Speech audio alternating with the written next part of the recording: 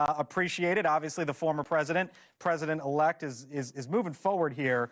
Mick, Sean, I'll ask you both the same. I see two non-Senate confirmed positions: Chief of Staff, Border Czar, then two Senate confirmed, the EPA and the UN ambassador.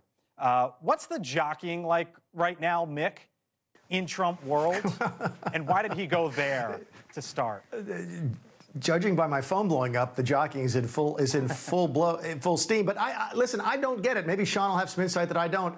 These are the chief of staff position. Fantastic, great, the right position to name first, because now she'll be able to help build her own team in the West Wing. I thought that's, to my mind, one of the best picks I've seen so far. I don't get the other ones, though, because they're deemed to be sort of secondary positions. I thought that maybe Secretary of State, Treasury, Defense, AG would come out first, but now we're hitting EPA and UN. Not that that diminishes the roles. They don't. They're just not the big juicy ones I expected first. But maybe Spicer understands more than I do about that. Yeah, Sean, that's what I was sort of alluding to there, was the cadence of the first handful of picks there. Do you read anything into it, the way Trump's starting this off, or no? No.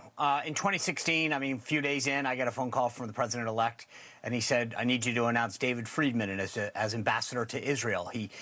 There is no process to this. He meets with people and makes a decision. He's going to announce them. So I don't think. I mean, you saw, a couple of it's all over the board, right? You got Chief of Staff, then Border Czar. There's rumors that he'll soon announce Stephen Miller's return to the White House.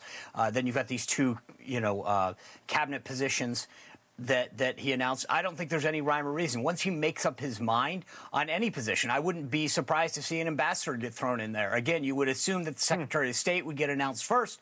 But, as he makes his decisions, the beauty of this, and I think there's three things. Number one, I don't think that we can understate the importance of what's happened of 4 years in the wilderness. The work of America First Policy Institute and of Heritage Foundation to give options and plans, runways to take off from, if you will, of both personnel and policy has been instrumental. And when you look at both the personnel and the process that's going to happen coming back into office, I think you're going to see a very focused on both sides. What I mean by that is the people are going to be people who are dedicated to advancing what do you mean by the that? America Because some First folks would say, agenda. wait a minute, focus and Trump, it's all over the place. Right, but think of the people that have been announced so far. They're unwavering in those areas of their support of Donald Trump. And then on the process side, and this is where we've got to be careful, we say Senate confirmed processes. They've been studying the process, and there's a lot of talk about putting people in under an acting capacity where they won't face Senate confirmation, right? And so you're going to see a lot of Schedule Cs, those political appointments that don't require flooding the zone. So let me jump off there for a second, because Tom Homan, the quote-unquote border czar, he was in the administration the last go-around running ICE. Here was Tom Homan earlier today, and then I'll get your reaction on the other side. I've been clear, President Trump's been clear. Public safety threats and national security threats will be the priority, because they have to be. They pose the most danger to this country. So we're going to prioritize those groups.